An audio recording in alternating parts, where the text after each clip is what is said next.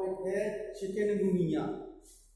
Chikungunya को कल पढ़े थे स्वाइन फ्लू, और एक और कौन सा पढ़ा था आप लोगों ने स्वाइन फ्लू के अलावा? Dengue fever.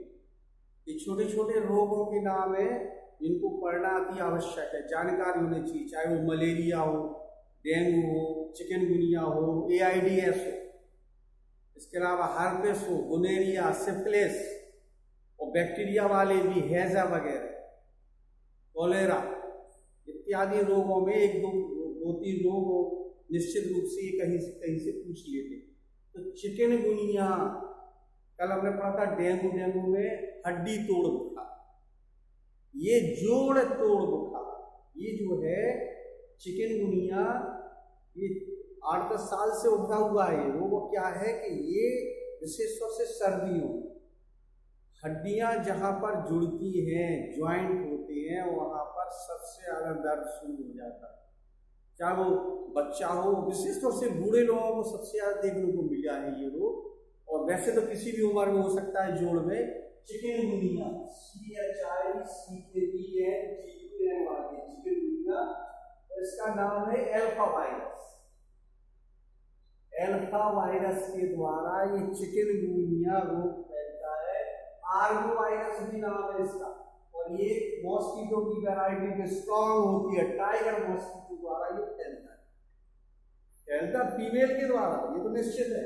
इसका वैज्ञानिकों ने नाम रखा है टाइगर मॉस्किटो द्वारा ये फैलता है। सिंगल स्ट्रैंड RNA पाया जाता है इससे, किसमें? एल्फा वायरस में सिंगल स्ट्रैंड RNA पाया जाता है। और ये क्या है? ये जो है टाइगर मॉस्किटो, एक तो हो गया ये एल्फा वायरस, मच्छर के द्वारा वो दूसरे शरीर में, तीसरे शरीर में ये संक्रामक के रूप में एक स्थान से दूसरे स्थान फैलता रहता है। अब मुख्य चीज है इसकी कैरेक्टर, अगर हम बात करेंगे इसकी चिकनगुनिया के कैरेक्टर क्या क्या है, तो कैरेक्टर में सुनिएगा, ये कैरेक्टर है जो इसमें दिया है।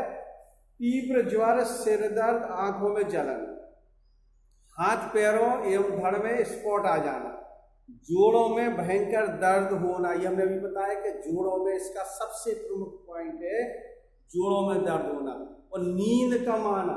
नींद कम आने के अलावा भी और भी कई कैरेक्टर दिए इन्होंने, जैसे उदाहरण के लिए इन्होंने दिया कि जिसको भी ये चिकनगुनिया हो गया उसका टेम्परेचर बहुत बढ़ जाता है, यानी अपना फ़ारेनहाइट की बात ना करें, अगर हम डिग्री सेल्सियस करें 37 होता है तो 39-40 डिग्री सेंटीग्रेड तक हो जाता है, बहुत अधिक बुखार आ जाता है। इसके बाद और भी के लिए स्पॉट शरीर में चकत्ते पड़ जाते हैं, अनेक प्रकार के लक्षण, यानी कुल मिला के बेचैनी उत्पन्न होने लगती है, आंखों में जलन होने लगती है, सिर दर्द होने लगता है, उल्टी आने लगती है।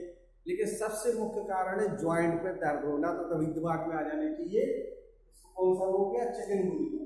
अब इसके लिए भी कोई विशेष है, क्लोरोक्विन और नेप्सोसिन, ये जो दवाई वैज्ञानिकों ने दी है, क्लोरोक्विन और नेप्सोसिन, ये 2 ट्रीटमेंट है जिनके द्वारा ये औषधियां लेने पर चिकनगुनिया कुछ राहत मिल जाती है। हालांकि ये इतने भयंकर रोग नहीं है, इससे आदमी ज्यादा लापरवाही ना करे तो मर नहीं सकता, लेकिन अधिक लापरवाही से तो आपको पता है कि एक छोटी सी चींटी भी होती है, वो हाथी को मृत कर देती है।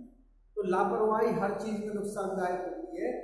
तो चिकनगुनिया के पहले क्या पड़ा था? स्वाइन फ्लू, जो मुर्गी वगैरह सुअर पालन से होता है।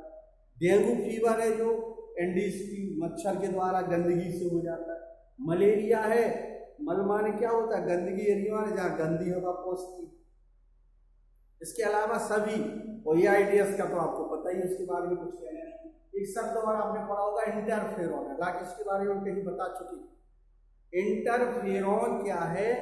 संक्रमित कोशिकाएं, जब जैसे किसी वायरस ने आक्रमण कर दिया अपने शरीर में, किसी रोग से नहीं जोड़ा हुआ, किसी वायरस ने कोशिका को संक्रमित कर दिया, तो उस कोशिका से एक पदार्थ निकलता है, तरल प्रोटीन निकलता है, वो दूसरी कोशिकाओं को पहुंचाता है सूचना, इंफॉर्मेशन दे देता है कि आप तैयार हो जाए।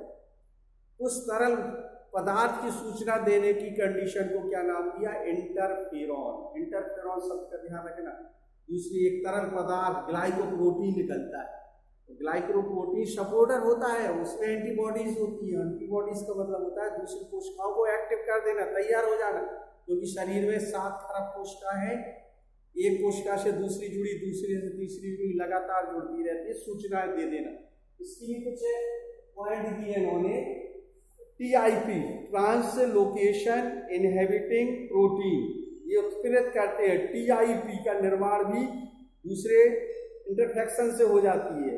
INS लिम्फोसाइट द्वारा उत्पन्न होती है, INS अल्फा लिम्फोसाइट सेल्स द्वारा, INS बीटा फाइब्रोब्लास्ट सेल्स द्वारा उत्पन्न होते हैं, और INFS गामा लिम्फोसाइट सेल्स द्वारा बनती हैं ये कोशिकाएं, जो शरीर के लिए सपोर्टर होती है। यानी जब इंटरफेरोन जो कोई वायरस ने संक्रमण कर दिया है, तो वो वायरस से संक्रमण के लिए हमने बताया कि अपने शरीर के अंदर वो प्रतिरक्षा तंत्र में तीसरा स्तर होता है, lymphocyte, monocyte, memory cells, killer cells. ये सभी कोशिकाएं इन वायरस को नष्ट करने के लिए पूरा कोशिश करती हैं, और क्या क्या नई नई एंटीबॉडीज बनाने लगती, जो हमने बताया अभी।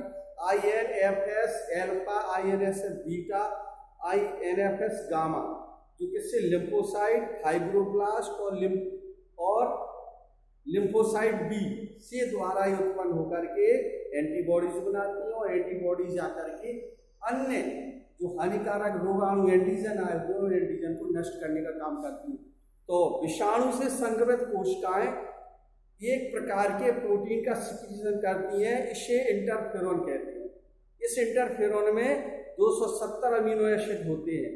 एंटीवायरल प्रोटीन होते हैं जो इंफेक्टेड सेल्स द्वारा स्रावित होते रहते हैं, वो आसपास की सेल्स को भी इंफेक्टेड कर देते हैं। इसका नाम क्या दिया, इंटरफेरोन। एक होता है फिरोमोन्स, एक शब्द होता है फिरोमोन्स, ये सब केमिकल मटेरियल है। फिरोमोन्स क्या होता है, जैसे हमने उदाहरण के लिए दिया है, चींटी एक लाइन में जाती है, जबकि ना उसके पास कोई विशेष आँख की बात होती है, ना दिखाई देना उन्हें, ना सुनाई देना, लेकिन सुगंध के कारण एक चींटी जैसे ही चलती जाती है तो एक पदार्थ स्रावित करती जाती है, उसका नाम है क्या, इंटरफेरोन एक प्रकार का। तो वो जो पदार्थ छोड़ती जाती है, दूसरी चींटी उसी को सुगंध लेकर के उसके ऊपर चली जाती है।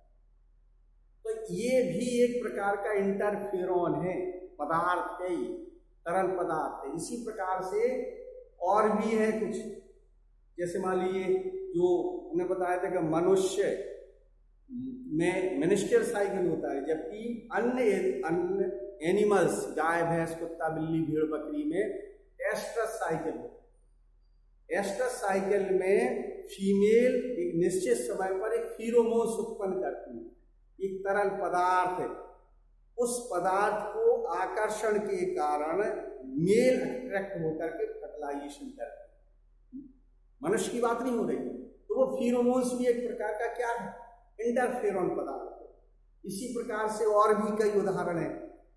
जंगल में जंतु, जैसे मान लो खरगोश एक जगह रहते हैं, उसमें अगर 10 हैं, 8-10 हैं, तो एक जगता रहेगा। अब कोई यदि आक्रमण वाला कोई शिकारी दूसरा आता है, तो वो एक पदार्थ स्रावित कर देता है।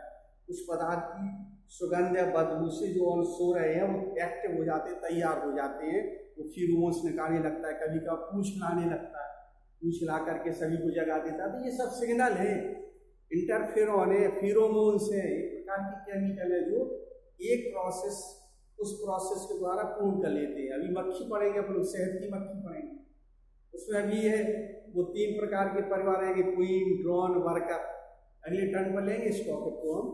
तो ये जो है वो भी फिरोमोन्स निकालते हैं या इंटरफेरोन निकालते हैं। इस प्रकार से ये रोगों की श्रृंखला पूरी हो गई है, ढेर सारे। किसके द्वारा, नंबर 1 सबसे पहले जीवाणुओं के द्वारा, 4-5 रोग, विषाणुओं के द्वारा, प्रोटोजोन्स के द्वारा, नेमेटोड्स के द्वारा, और कुछ एक्स्ट्रा जैसे जो हमने बताया ना इंटरफेरोन, फिरोमोन्स, ये सभी रोगों से जुड़े हुए हैं। तो बोर्ड में इसमें से 7-8 नंबर के 3-4 रोग आ जाते हैं। ये इसकी कहानी हुई रोगों की।